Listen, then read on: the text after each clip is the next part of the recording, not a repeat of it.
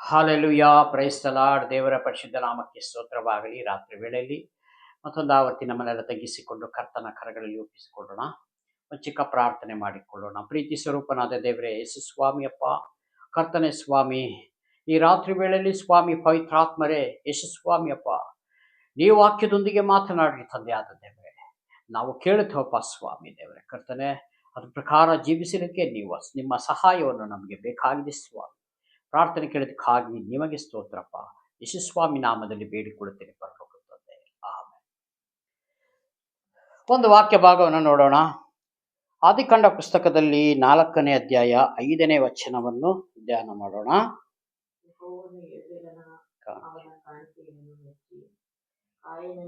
ಕಾಣಿಕೆಯನ್ನು ಮೆಚ್ಚಲಿಲ್ಲ. ಹಾಲೆಲೂಯಾ. ಇಲ್ಲಿ ಆದಿಕಾಂಡ 4:5 ಹೇಳ್ತದೆ, ಯೆಹೋವನು ಹೇಬೇಲನ ಕಾಣಿಕೆಯನ್ನು ಮೆಚ್ಚಿ ಕಾಯಿನನ ಕಾಣಿಕೆಯನ್ನು ಮೆಚ್ಚಲಿಲ್ಲ. ಹಾಲೆಲೂಯಾ. ಇವತ್ತು ಆಲಯದಲ್ಲಿ ನಾವು ಕಾಣಿಕೆಗಳನ್ನ ಸಲ್ಲಿಸುವಾಗ ನಮ್ಮ ಮನಸ್ಸು ಹೇಗಿದೆ ಎಂಬುದಾಗಿ ದೇವರಿಗೆ ಗೊತ್ತು. ಹಾಲೆಲೂಯಾ. ನಾನು ಕಷ್ಟಪಟ್ಟು ದುಡಿದಿದ್ದೇನೆ, ನಾನು ಇಷ್ಟು ದಶಭಾಗ ಕೊಡಬೇಕು, ಇಷ್ಟು ಕಾಣಿಕೆ ಹಾಕಬೇಕು. ಹಾಲೆಲೂಯಾ. ಅವಾಗ ಅದೇನಾಯ್ತು? ಕಾಯಿನನ ಲೆಕ್ಕಾಚಾರಕ್ಕೆ ಹೊರಟು ಹೋಗ್ತದೆ. ಹಾಲೆಲೂಯಾ. ಹೇಬೇಲನು ಹಾಗಲ್ಲ, ಧಾರಾಳ ಮನಸ್ಸು. ದೇವರು ನನ್ನನ್ನು ಉಂಟು ಮಾಡಿದ್ದಾರೆ, ಆತನ ಸೊತ್ತಾಗಿದ್ದೇವೆ. ಇವತ್ತು ನಮಗೆ ಆರೋಗ್ಯವನ್ನು ಕೊಟ್ಟು, ಆಯುಷನ್ನು ಕೊಟ್ಟು, ಬಲ ಶಕ್ತಿಯನ್ನು ಕೊಟ್ಟು, ನಮಗೆ ಬುದ್ಧಿ ಜ್ಞಾನವನ್ನು ಕೊಟ್ಟಿರೋದು ಯಾರು? ಹಾಲೆಲೂಯಾ. ಚೆನ್ನಾಗಿ ತಿಳ್ಕೋಬೇಕು, ಚೆನ್ನಾಗಿ ಯೋಚನೆ ಮಾಡ್ಬೇಕು. ನನ್ನ ಬಲ, ನನ್ನ ಕೆಲಸ, ನನ್ನ ಸಾಮರ್ಥ್ಯ, ನಾನು ದೊಡ್ಡ ದೊಡ್ಡ ಕಂಪನಿಯಲ್ಲಿ ಇದ್ದೇನೆ, ನಾನು ದೊಡ್ಡ ದೊಡ್ಡ ಉದ್ಯೋಗದಲ್ಲಿದ್ದೇನೆ, ನನಗೆ ಲಕ್ಷಗಟ್ಟಲೆ ಸ್ಯಾಲರಿ ಉಂಟು. ಹಾಲೆಲೂಯಾ. ಪ್ರಿಯನಾದ ಸಹೋದರ ಸಹೋದರಿಯರೇ, ಚೆನ್ನಾಗಿ ನಾವು ತಿಳಿದುಕೊಳ್ಳಬೇಕು. ದೇವರು ಜ್ಞಾನ ಕೊಡದೆ ಹೋಗಿದ್ದರೆ, ಬುದ್ಧಿ ಜ್ಞಾನ ಕೊಡದೆ ಹೋಗಿದ್ದರೆ ನಾವು ಎಜುಕೇಶನ್ ಮಾಡ್ಲಿಕ್ಕೆ ಆಗ್ತದ? ನಾವು ಆತರ ಒಂದು ಉದ್ಯೋಗವನ್ನು ಕಲ್ಪಿಸಿಕೊಳ್ಳಿಕ್ಕೆ ಆಗ್ತದ? ಎಂದಿಗೂ ಇಲ್ಲ. ನಮಗೆ ಬುದ್ಧಿ ಜ್ಞಾನ, ನಮಗೆ ಆರೋಗ್ಯ, ನಮ್ಮ ದೇಹವನ್ನ ಸ್ವಂತ ಕೈಯಿಂದ ದೇಹವನ್ನ ಮಾಡಿ ಬುದ್ಧಿ ಜ್ಞಾನವನ್ನ ತುಂಬಿ ದೇವರ ಶ್ವಾಸವನ್ನ ನಮ್ಮ ಒಳಗೆ ಕೊಟ್ಟಿದ್ದಾರಲ್ಲ, ಆ ಯಜಮಾನನಿಗೆ ನಾವು ಕೃತಜ್ಞತೆಯನ್ನು ಸಲ್ಲಿಸಬೇಕು. ಹಾಲೆಲೂಯಾ. ಇದೇ ಅಣ್ಣ ತಮ್ಮರ ಕಥೆ ಆಗಿರೋದು. ಹೇಬೇಲನು ಮತ್ತೆ ಕಾಯಿನನ ಕಾಣಿಕೆ ಯಾಕೆ ಮೆಚ್ಚಲಿಲ್ಲ? ಅವನ ಮನಸ್ಸು ಸರಿ ಇಲ್ಲ. ಹಾಲೆಲೂಯಾ. ಅವನ ಮನಸ್ಸು ಸರಿ ಇಲ್ಲ, ಅದಕ್ಕಾಗಿ ಆತನ ಕಾಣಿಕೆಯನ್ನು ಮೆಚ್ಚಲಿಲ್ಲ. ಇವತ್ತು ನಾವು ಎಷ್ಟು ಕಾಣಿಕೆ ಹಾಕುತ್ತೇವೆ ಎಂಬುದಾಗಿ ನಮ್ಮ ಆತ್ಮಕ್ಕೆ ಬರಬೇಕು. ಒಳ್ಳೆ ಮನಸ್ಸಿನಿಂದ ಕೊಡಬೇಕು, ಒಳ್ಳೆ ಮನಸ್ಸಿನಿಂದ ನಾವು ಬಿತ್ತಬೇಕು. ಹಾಲೆಲೂಯಾ.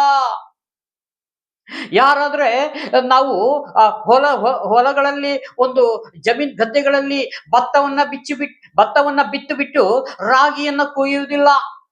ಹಾಲೆಲೂಯಾ. ಭತ್ತನೇ ಕೊಯ್ಬೇಕು. ಹಾಲೆಲೂಯಾ. ಯಾವಾಗ ನಾವು ಒಳ್ಳೆ ಮನಸ್ಸಿನಿಂದ ಹಾಕುತ್ತೇವೋ, ಒಳ್ಳೆ ಮನಸ್ಸಿನಿಂದ ಹಾಕಿದ್ರೆ ಒಳ್ಳೆದನ್ನೇ ಕೊಯ್ತೇವೆ ನಮ್ಮ ಬಾಳಿನಲ್ಲಿ. ಚೆನ್ನಾಗಿ ತಿಳಿದಿರ್ಬೇಕಿದು. ಹಾಲೆಲೂಯಾ. ನೀನು 10 ರೂಪಾಯಿ ಕಾಣಿಕೆ ಹಾಕಿದ್ರು ಪರವಾಗಿಲ್ಲ, ಒಳ್ಳೆ ಮನಸ್ಸಿನಿಂದ ಹಾಕು. ಹಾಲೆಲೂಯಾ. ಅಲ್ಲ, ಅದಕ್ಕೆ ಇಲ್ಲಿ ಏನ್ ಹೇಳ್ತದೆ ಅಂದ್ರೆ,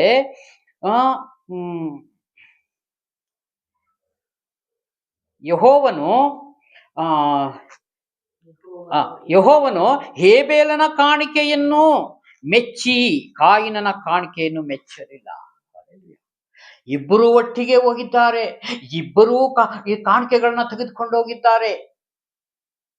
ಇವತ್ತು ಆಲಯಕ್ಕೆ ಒಂದು ಕುಟುಂಬದಲ್ಲಿ 2 ಜನ ಆಗಿರ್ಲಿ, 4 ಜನ ಆಗಿರ್ಲಿ, 3 ಜನ ಆಗಿರ್ಲಿ, ಹೋಗಿ ಅವ್ರವ್ರು ಕಾಣಿಕೆಗಳನ್ನು ಹಾಕ್ಬೇಕಾದ್ರೆ ಪರಲೋಕದಿಂದ ದೇವರು ನೋಡುತ್ತಾರೆ, ಇವನ ಮನಸ್ಸು ಹೇಗೆ ಹಾಕುತ್ತಾ ಇದೆ ಕಾಣಿಕೆಯನ್ನ. ಇವನ ಹಾಕುವಾಗ ಇವನ ಹೃದಯ, ಇವನ ಮನಸ್ಸನ್ನ ನೋಡುವಂತ ದೇವರಾಗಿದ್ದಾರೆ. ಹಾಲೆಲೂಯಾ.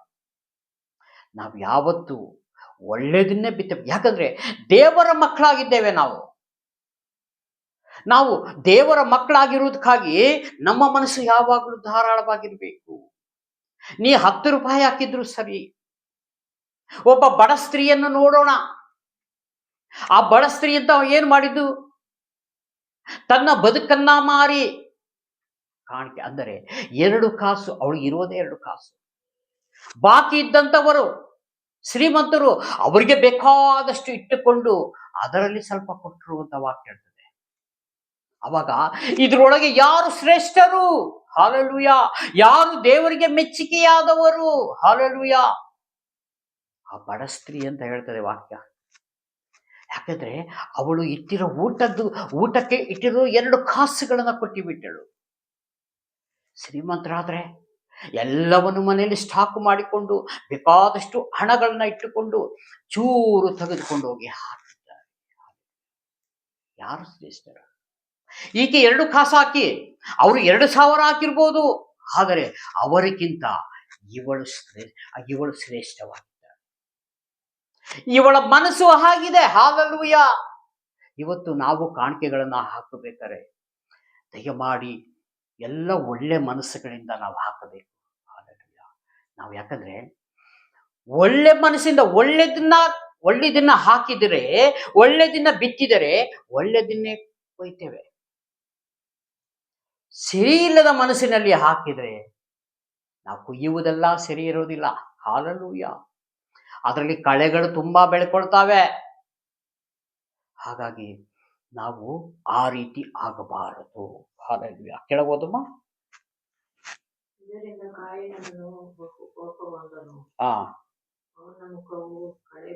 ಹಾಲೆಲೂಯ. ಇದರಿಂದ ಈ ವಿಷಯವನ್ನು ಗೊತ್ತಾದಾಗ ಕಾಯಿನನಿಗೆ ಕೋಪಗೊಂಡನು. ಹಾಲೆಲೂಯ. ಅವನ ಮುಖ ಕಳಗೊಂಡಿತು. ಆಗ ಯೆಹೋವನು ಅವನಿಗೆ ಯೆಹೋವನು, ದೇವರು ಕೇಳ್ತಾರೆ, ಯಾಕೆ ನಿನಗೆ ಕೋಪ ಬಂತು? ಯಾಕೆ ನೀನು ಕೋಪಿಸ್ಕೊಂಡಿದ್ದೀಯಾ? ಹಾಲೆಲೂಯ. ನಿನ್ನ ತಲೆ ಯಾಕೆ ಬೊಗ್ಗಿತು?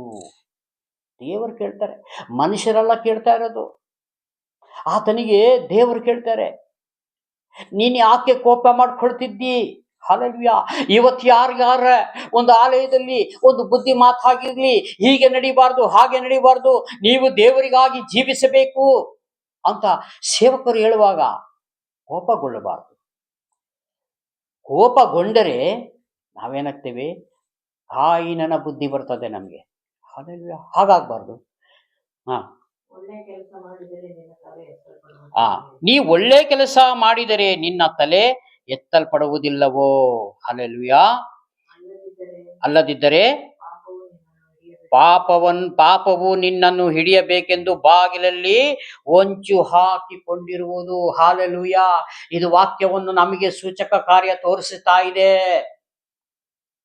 ನಾವು ಕೋಪಗೊಂಡು, ನಾವು ಬೇಸರಗೊಂಡು, ಮುಖ ಈ ಕಡೆ ಆ ಕಡೆ ತಿರುಗಿಸಿಕೊಂಡು ವಾಕ್ಯಕ್ಕೆ ವಿರೋಧವಾಗಿ ನಡೆಯೋದು, ಆಲಯಕ್ಕೆ ವಿರೋಧ ನಡೆಯೋದು, ಸೇವಕರಿಗೆ ವಿರೋಧವಾಗಿ ನಡೆಯುವುದಾದರೆ ಏನಾಗ್ತೇವೆ?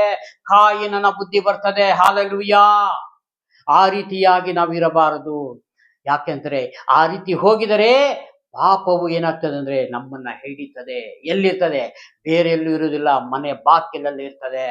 ಹಾಲೆಲೂಯ. ಅವಾಗ ಆ ಪಾಪವು ನಮ್ಮನ್ನ ಹಿಡಿದರೆ ನಾವೇನಾಗ್ತೇವೆ? ಪಾಪವು ಕೊಡುವ ಸಂಬಳ ಯಾವುದು? ಮರಣ. ಅವಾಗ ಆಲಯಕ್ಕೆ ಹೋಗಿದ್ದು ವೇಸ್ಟ್, ಕಾಣಿಕೆ ಹಾಕಿದ್ದು ವೇಸ್ಟ್, ಚಪ್ಪಾಳೆ ತಟ್ಟಿ ರಾಗವನ್ನ ಹಾಡಿದ್ದು ವೇಸ್ಟ್, ಅಲ್ಲಿ ಸಂದೇಶವನ್ನು ಕೇಳುವುದು ವೇಸ್ಟ್, ಇಡೀ ಜೀವನವೇ ವೇಸ್ಟ್. ಹಾಲೆಲೂಯ. ಹಾಗೆ ಯಾವತ್ತೂ ಆಗಬಾರದು. ದೇವರು ನಮ್ಮನ್ನ ಇಲ್ಲಿವರೆಗೂ ಕ್ಷಮಿಸ್ತಾ ಬರ್ತಾ ಇದ್ದಾರೆ. ನಾವು ಯಾರಿಗಾರು ಸಿಟ್ಟುಕೊಂಡರೆ ನಾವು ಅವ್ರಿಗೆ ಕ್ಷಮಿಸಕ್ಕೆ ರೆಡಿ ಇಲ್ಲ. ಆದರೆ ಆಕಾಶ ಭೂಮಿಯನ್ನು ಉಂಟು ಮಾಡಿದ ದೇವರು ನಮ್ಮನ್ನ ಕ್ಷಮಿಸ್ತಾ ಬರ್ತಾ ಇದ್ದಾರೆ. ಹಾಲೆಲೂಯ. ಅದಕ್ಕೆ ದೇವರು ಹೇಳ್ತಾರೆ ಒಂದು ಮಾತು, ಮನುಷ್ಯನೇ ನೀನು ಎಷ್ಟು ಮಾತ್ರದವನು? ನೋಡಿ, ನಮ್ಮನ್ನು ಕೇಳ್ತಾರೆ, ನೀನು ಎಷ್ಟು ಮಾತ್ರದವನು? ಇಡೀ ಭೂಮಂಡಲ ಆಕಾಶವನ್ನು ನಾನು ಒಂದು ಬಾಯಿ ಮಾತಿನಿಂದ ನಿರ್ಮಾಣ ಮಾಡಿದ್ದೇನೆ. ನೀನು ನೋಡಿದರೆ, ನೀನು ಇಡೀ ಪ್ರಪಂಚದಲ್ಲಿ ಲೆಕ್ಕ ಹಾಕಿದ್ರೆ ನೀನು ಏನೂ ಅಲ್ಲ.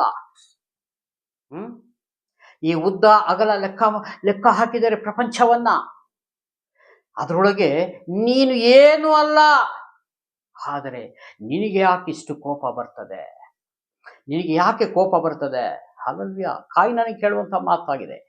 ಅದೇ ರೀತಿಯಾಗಿ ಇವತ್ತು ನಮಗೆ ನಿಮಗೆ ದೇವರು ಅದೇ ರೀತಿಯಾಗಿ ಕೇಳುವಂಥವರಾಗಿದ್ದಾರೆ. ಅದಕ್ಕಾಗಿ ನಾವು ಯಾವತ್ತು ಕಾಯಿನ ಥರ ಮಾಡೋದು ಬೇಡ. ದೇವರ ಜ್ಞಾನ, ದೇವರ ಬುದ್ಧಿ ನಮಗೆ ಬಹಳ ದೇವರು ನಮಗೆ ಉಚಿತವಾಗಿ ಕೊಡುತ್ತಾ ಇದ್ದಾರೆ. ಉಚಿತವಾಗಿ ನಾವು ಪ್ರಾರ್ಥನೆ ಮಾಡಬಹುದು, ಉಚಿತವಾಗಿ ಪರಲೋಕವನ್ನು ಹೊಂದಿಕೊಳ್ಳಬಹುದು. ಪ್ರಿಯನಾದ ಸಹೋದರ ಸಹೋದರಿಯರೇ, ಇದು ನಾವು ಚೆನ್ನಾಗಿ ತಿಳಿದಿರಬೇಕು. ದೇವರನ್ನು ನಾವು ಯಾವಾಗಲೂ ಇಲ್ಲಿಟ್ಕೋಬೇಕು. ಪವಿತ್ರಾತ್ಮರು ನಮ್ಮ ಒಳಗೆ ಇರಬೇಕು. ಅದಕ್ಕಾಗಿ ಸ್ತೋತ್ರ ಮಾಡಿಕೊಂಡು ಕೊಟ್ಟಂಥ ವಾಕ್ಯ ಸಂದೇಶಕ್ಕಾಗಿ ಸ್ತೋತ್ರ ಮಾಡೋಣ. ಚಿಕ್ಕ ಪ್ರಾರ್ಥನೆ ಮಾಡಿಕೊಳ್ಳೋಣ. ಪ್ರೀತಿ ಸ್ವರೂಪನಾದ ದೇವರೇ ಸ್ವಾಮಿ ಅಪ್ಪ, ನಿಮಗೆ ಸ್ತೋತ್ರಪ್ಪ.